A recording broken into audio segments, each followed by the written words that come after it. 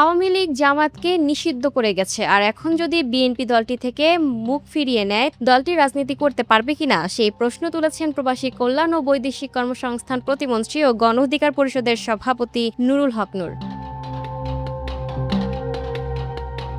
মঙ্গলবার 18 অগস্ট নিজের ফেসবুকে দেয়া স্ট্যাটাসে তিনি একথা বলেন। নুরুল হক নূর লিখেছেন, আওয়ামী লীগ তো জামায়াতকে নিষিদ্ধ করেই গেছে, বিএনপি যদি জামায়াতের দিক থেকে মুখ ফিরিয়ে নেয়, জামায়াত রাজনীতি করতে পারবে। তিনি আরও লিখেছেন, জামায়াতের মূর্খ নেতাকর্মীরা কি এই কথা উপলব্ধি করতে পারে?